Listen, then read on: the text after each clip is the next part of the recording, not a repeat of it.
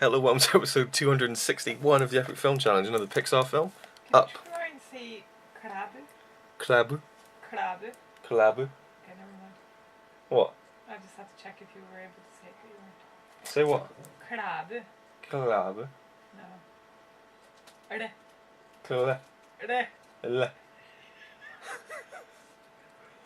I'll teach you later, okay? Okay. Up. I'll just leave this in. Up. This is another Pixar film, which has been raved and hyped up and stuff. It was nominated for an Oscar for the best feature film, not just the best animated film. And I heard a lot of good things about it. And since I bought a load of Pixar films, we watched it. And sorry about that. And I really love this film. This is basically about a guy who we see as a young boy at the start of the film, and we see him meet this girl and fall in love with her, and we see his whole life play out with this woman, and they dream of going to South America, but they never do. Life gets in the way, money gets in the way, and she dies, and he's left alone, an old man in his house, and everyone's kind of threatening to knock it down because everywhere around his house is all big skyscrapers and stuff. That life story, though, of his was amazingly put together. I'll get to that, and I'm sure you'll have something to say about it too. Charlie! There's this scene where you basically see his whole life with his wife, and in about 3 minutes, and it's just probably one of my favourite scenes in any animated film. Oh, Jesus! Can you hear that? Can you hear them just across the carpet? They go out again. Shut the door.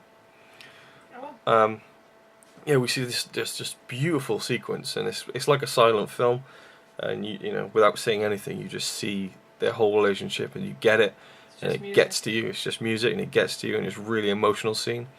Makes me cry every time at the end. I'd heard that people had cried at this film, so I figured it was something at the end, not at the beginning. So I was taken unawares by it, but it was just brilliant.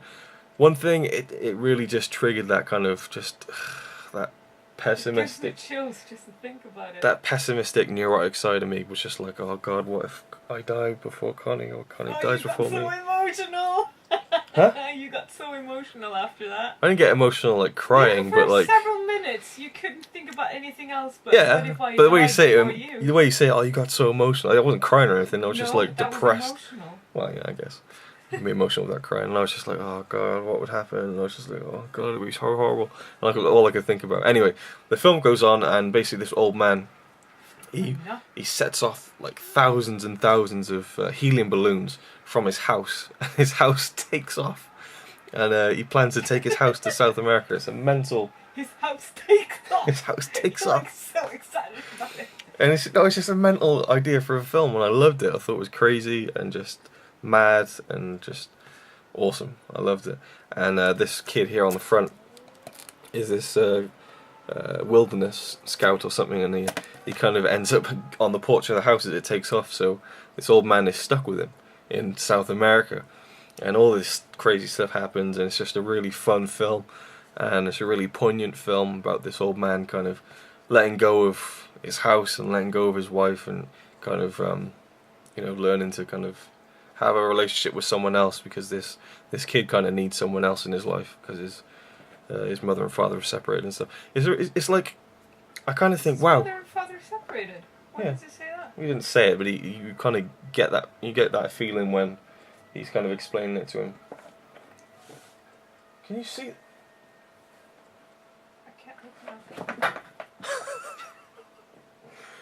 Anyway. Because it's from what the kid says, and anyway. This is a really horrible review.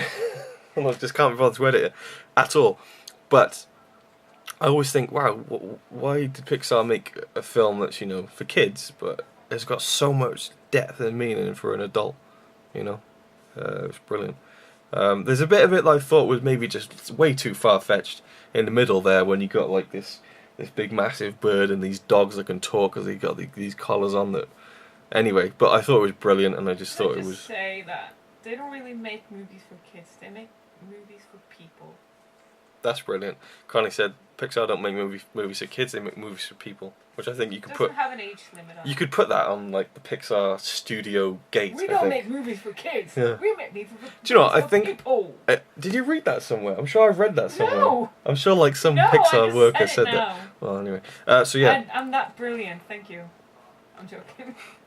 Up for me was uplifting and depressing, but a nice balance, and I'll give it a 10 out of 10 because I think it's brilliant. Definitely the second best Pixar film I've seen. What's your first? Wall-E. This one beats Wall-E for me. Yeah, I can see why. It's I mean, Wall-E's good, but it's probably because this one has people in it. Mm-hmm. And though it is like unnatural things happening, like a house would never take off with helium balloons, and dogs wouldn't be talking with special collars on them. Not even in the future would that ever happen. But yeah, it's squirrel. Anyway, so that's from the movie. I just had to. It's one of my definite favorite animated movies of all time. It's like I already look forward to watching it next time, and I want to watch that little thing where they grow up and they get married and she dies, and that thing again and again and again. It's like I could just rewind, because it just sets off so many emotions for me. And the whole movie in itself is great. How he just, even though he's so old, and he probably doesn't have that many years left, even though he's, you know, bouncing around a little bit, he decides to grant her or her only massive wish. It's great. It's fantastic. Right. 10. Awesome. What would you give it? 10. There you go. High five for double 10.